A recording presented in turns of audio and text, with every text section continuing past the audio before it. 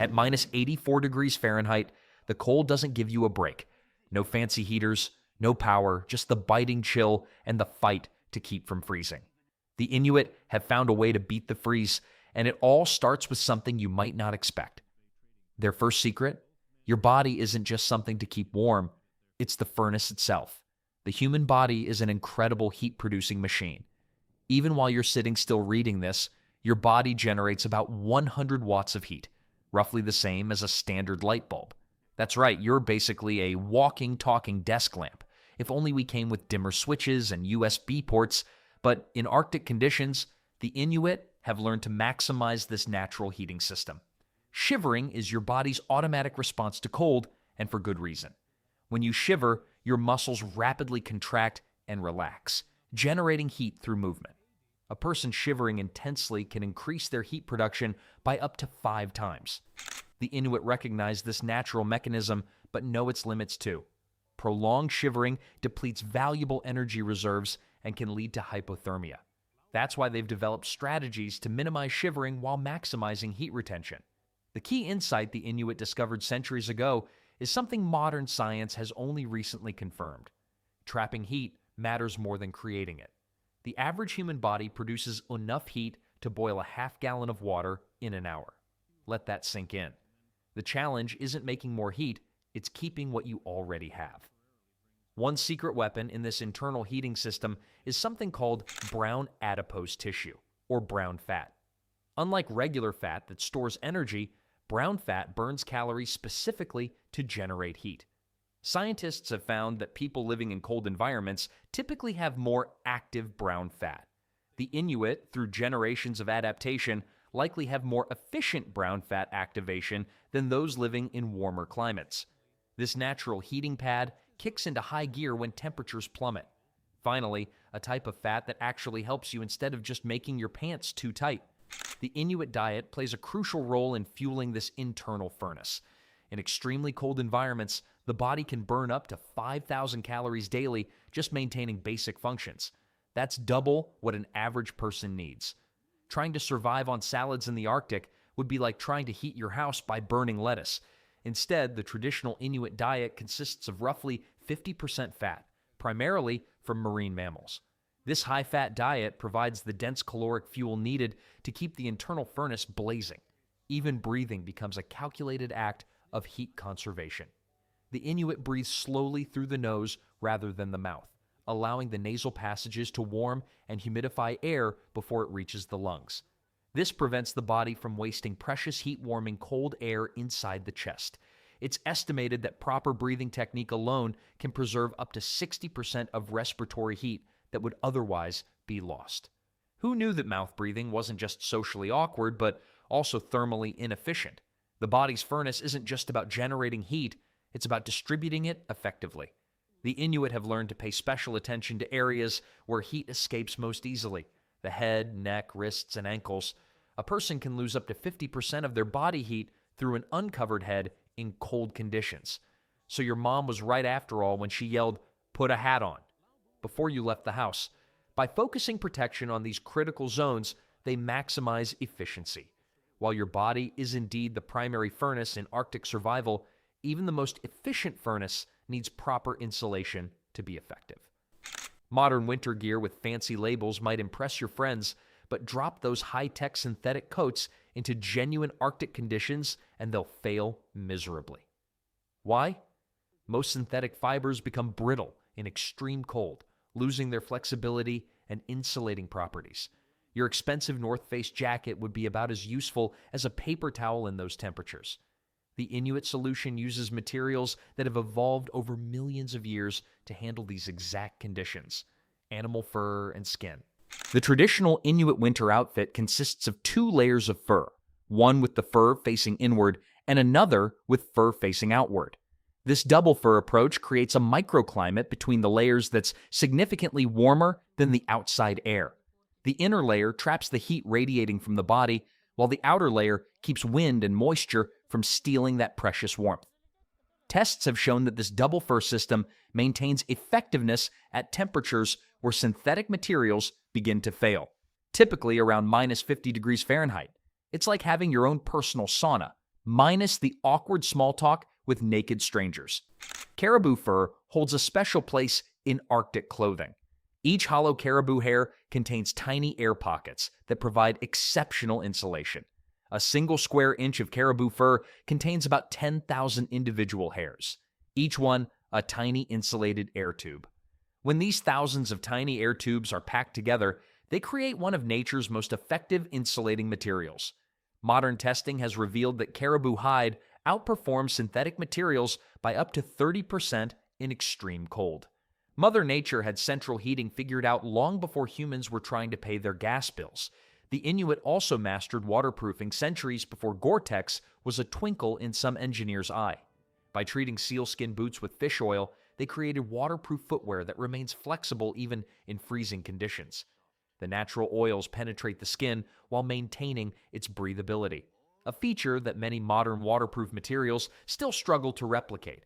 Modern waterproof boots might keep water out, but they also keep sweat in, giving you feet that are essentially swimming in your own personal foot soup. Footwear deserves special attention in the Arctic. The traditional Inuit comic boot has multiple layers: an inner liner of bird skin with feathers pointing inward, a middle insulating layer of Arctic hair fur, and an outer layer of sealskin treated with fish oil. The boot design also includes a raised ridge that creates an air pocket between the foot and the ground, essential for reducing heat loss through conduction. These boots are regularly stuffed with dried grass or moss that's changed frequently, absorbing moisture and providing additional insulation. They're basically 5-star hotels for feet in a 1-star climate. Beyond the materials themselves, the design of Inuit clothing reveals generations of careful observation and adaptation. Hoods are shaped to create a tunnel of warm air around the face, mitigating the effect of freezing wind. Mittens, rather than gloves, are preferred because they keep fingers together, allowing them to share warmth. It's like a finger family reunion where everyone huddles together for survival instead of arguing about politics. Specialized ties and toggles create airtight seals at the wrists, ankles, and waist, areas where warm air could easily escape. The right Arctic clothing makes survival possible, but even the most perfectly crafted outfit can only do so much against temperatures that can freeze exposed skin in seconds. That's why the Inuit didn't stop at mastering clothing. Building a house out of snow to stay warm sounds about as logical as making a boat out of tissue paper to stay dry. Yet igloos work incredibly well, sometimes keeping inhabitants up to 68 degrees Fahrenheit warmer than the outside air. How can frozen water protect you from freezing temperatures? The answer lies in physics and clever design that took generations to perfect. If you've ever built a snowman that lasted longer than your New Year's resolutions, you've already mastered step 1. Snow might look like it would make a terrible building material, but it actually contains a secret superpower: trapped air. When snow falls and settles, it captures countless tiny air pockets between its crystals. These air pockets work as natural insulation, slowing the transfer of heat. Snow blocks used in igloo construction typically contain 80 to 95% trapped air. That's like wrapping your house in a giant bubble wrap blanket, minus the satisfying popping sound. The dome shape of an igloo isn't just for looks, it's engineering genius. The curved walls distribute weight evenly, allowing the structure to support itself without collapsing. More importantly, the dome creates an ideal air circulation pattern. Cold air naturally sinks, while warm air rises. In an igloo, the entrance tunnel sits lower than the living area, creating a cold air trap. This design forces the heavier cold air to pool in the entrance tunnel, while the warmer air from body heat and cooking rises and stays in the main living space. It's basically nature's version of climate control, except you don't need to fight with your family over the thermostat settings. Inside a well-built igloo, something remarkable happens. The interior surface of the snow wall slightly melts due to the heat from the occupants, then refreezes to form an airtight layer of ice. This process, called sintering, effectively seals the structure and prevents warm air from escaping. An experienced igloo builder can create a shelter so airtight that a single small oil lamp can raise the temperature by 50 to 60 degrees above the outside temperature. The next time someone calls you cold-hearted, take it as a compliment. You'd make excellent igloo building material. But how do you keep an igloo from melting from the inside out? The answer is in the walls.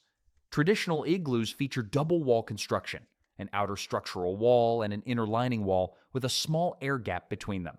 This design creates a thermal barrier that keeps the structural wall frozen and stable while allowing the interior to remain warm. Many igloo builders also line the living areas with animal skins, creating yet another insulation layer that both traps heat and makes the space more comfortable. Contrary to popular belief, ventilation is crucial to igloo design.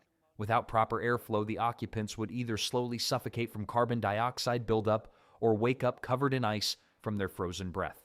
A small vent hole at the top of the dome allows stale air to escape and prevents excessive moisture buildup. Getting this balance right is critical. The hole must be small enough to prevent heat loss, but large enough to maintain air quality. It's the original smart home feature. Too small and you suffocate, too large and you become a human popsicle. Talk about user-unfriendly error messages.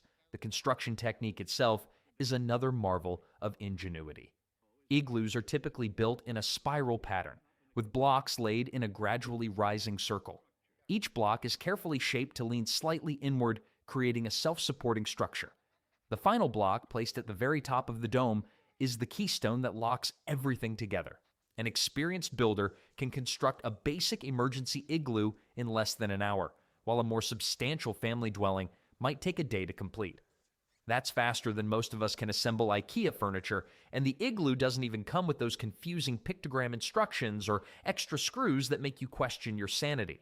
While igloos provide remarkable shelter from the brutal Arctic environment, a snow house alone isn't enough to survive when temperatures plummet to mind-numbing extremes.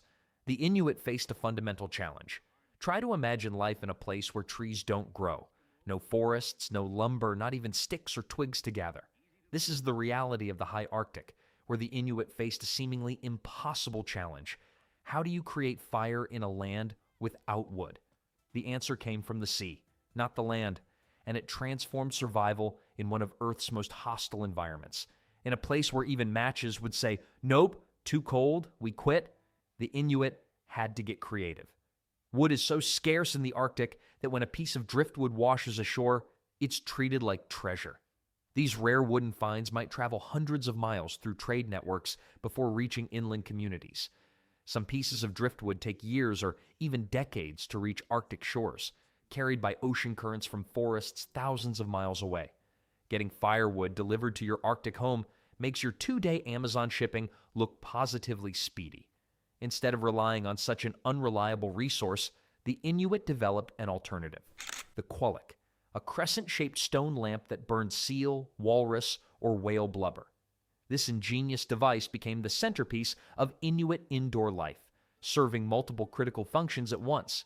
Each family's qulliq was carefully carved from soapstone or similar soft rock, with a shallow depression to hold the oil and a place for a wick made from Arctic cotton grass or moss. It's basically the Arctic version of a Swiss Army knife, except instead of 15 gadgets you'll never use, it provides the heat that keeps you from becoming an ice sculpture. The fuel itself comes from rendered animal fat, primarily from marine mammals. The blubber is processed by cutting it into small pieces and slowly heating it to separate the oil from the tissue. A single adult seal can provide enough oil to fuel a qulliq for up to a month, making this a remarkably efficient system. Fresh blubber chunks placed in the lamp gradually melt from the heat of the flame, continuously feeding the fire without requiring constant attention. While we're out here calculating miles per gallon for our cars, the Inuit were getting weeks per seal with their lamps. Talk about fuel efficiency. The heat output from a well-maintained qulliq is surprising. A single lamp with a flame about 8 inches long can raise the temperature inside an igloo by 20 to 30 degrees Fahrenheit, the difference between freezing to death and comfortable survival. Multiple lamps could be used for particularly cold nights or larger living spaces. The position of the lamp was carefully considered, usually placed on a snow bench where the heat would rise evenly through the dwelling. But the qulliq does far more than just provide warmth. It serves as the primary light source during the long Arctic nights, which can last for months during winter. The flame produces a warm, steady light that allows for indoor activities like sewing, tool repair, and cooking. The Inuit became masters at adjusting the lamp's flame, a broader flame for more heat, a smaller one for conservation of fuel. The lamp also transforms an igloo from merely survivable to actually comfortable.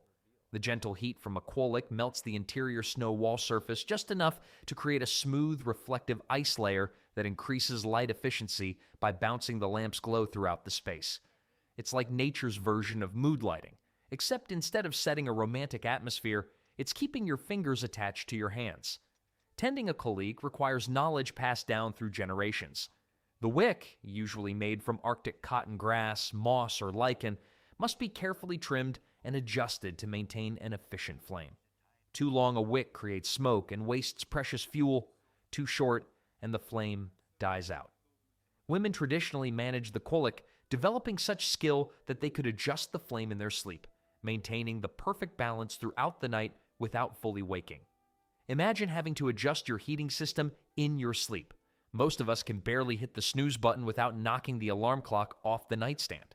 The smell of burning blubber might seem unpleasant to outsiders, but to the Inuit, it represents security and comfort. That distinctive aroma means warmth, light, cooked food, and dry clothing, all essential elements of survival. The qulliq's role in Inuit culture goes beyond mere utility. It represents the heart of the home, a symbol of life and continuity in a harsh environment. However, even with a perfectly maintained oil lamp warming their igloos, the Inuit faced another fundamental challenge in the Arctic: protecting the body during its most vulnerable state. In the Arctic, sleep isn't just rest. It's a strategic battle against the freeze. When temperatures plunge to minus 84 degrees, bedtime becomes a life-or-death situation. The Inuit have mastered the art of sleeping without becoming human ice cubes, and their techniques would make your expensive memory foam mattress look like amateur hour. The first rule of Arctic sleep: never go to bed cold. The Inuit warm their bodies through movement before settling down. A 10-minute burst of activity raises core temperature, providing a heat buffer that lasts hours. It's like preheating the human oven before putting in the sleeping biscuits. Sleeping positions matter tremendously. The Inuit typically sleep in a semi-fetal position, minimizing the body surface area exposed to cold and reducing heat loss by about 30%. Many families sleep together, sharing body heat in a practice that multiplies warmth efficiency. Talk about a family bonding experience where nobody asks, "Did you take the blanket?" In traditional igloos, raised snow benches covered with caribou hides create sleeping areas that capture rising heat. These elevated platforms stay significantly warmer than floor level, sometimes by 20 degrees or more. The bottom layer consists of waterproof sealskin, followed by layers of caribou fur with hair pointing upward to create insulating air pockets. Traditional sleeping coverings use a double bag system: an inner bag with fur facing inward and an outer bag with fur facing outward. This design maintains a microclimate around 45 degrees Fahrenheit, even when outside temperatures drop below minus 50. These are sleeping bags that actually deserve their temperature ratings, unlike ones that claim good to 0 degrees but leave you shivering at 32. Breathing technique during sleep plays a crucial role too. The Inuit breathe shallowly through partially covered faces, warming incoming air before it reaches the lungs. This prevents the body from wasting energy warming frigid air inside the chest. The Inuit also adjust their sleep schedules seasonally. During the dark winter months, they might sleep up to 10 hours, allowing their metabolic rate to slow slightly and conserve energy. They also practice what modern sleep scientists now call biphasic sleep, splitting rest into 2 sessions with a period of quiet activity in between. This midnight break provides an opportunity to stoke the qulliq lamp, consume additional calories, and generate fresh body heat before returning to sleep. It's the original midnight snack, except instead of raiding the refrigerator for leftover pizza, you're literally eating to avoid freezing to death before morning. Getting enough sleep isn't just about feeling rested, it's about survival. Sleep deprivation rapidly decreases the body's ability to regulate temperature. It's like trying to run your car heater with a dead battery. Technically possible, but nobody's getting warm. While proper sleep keeps the Inuit warm through the night, staying warm during daylight hours requires an entirely different approach centered on something else. The best way to avoid frostbite in the Arctic isn't some high-tech solution, it's simply refusing to sit still. Standing motionless in minus 84-degree weather is like volunteering your fingers and toes for amputation. The Inuit never signed up for that program. Movement generates heat through a process called thermogenesis. When muscles contract, they produce heat as a byproduct. Studies show that moderate physical activity can increase body heat production by 5 times. This explains why traditional Inuit activities rarely involve standing still for long periods. The best way to avoid freezing to death? Dance like nobody's watching, even if the only audience is a confused polar bear. Traditional seal hunting requires vigilance for hours, but not stillness. Subtle movements, shifting weight, and small muscle contractions maintain circulation without scaring prey. Hunters learn to flex different muscle groups in rotation, generating heat without noticeable movement. Travel across the ice involves constant effort. While modern images might show Inuit riding on dog sleds, traditionally, everyone walked alongside the dogs except during brief rests. A typical hunting trip might involve walking 15 miles per day through snow and ice. The Inuit invented the original step counter program, except instead of a badge on your fitness app, you get to keep all your toes. The Inuit developed specific techniques to warm extremities quickly. One method involves swinging arms in large circles, pushing blood into the fingertips. This technique can raise finger temperature by 15 degrees in under a minute. Children learn from an early age that movement equals warmth. Traditional games aren't just cultural activities, they're practical exercises that generate heat while building strength. When your playground is basically a giant freezer, the floor is lava gets replaced with, if you stop moving, you're a popsicle. Surviving at minus 84 degrees without modern technology isn't about any single solution. It's about a complete system perfected over thousands of years. The Inuit mastered the art of using their bodies as furnaces, wrapping themselves in nature's perfect insulation, building shelters from snow, creating heat from sea mammal fat, fueling themselves with energy-dense foods, and keeping their blood flowing through constant movement. In a world increasingly dependent on complex technology, perhaps there's something profound to learn from this elegant system that relies on nothing more than deep understanding of nature, including our own human nature.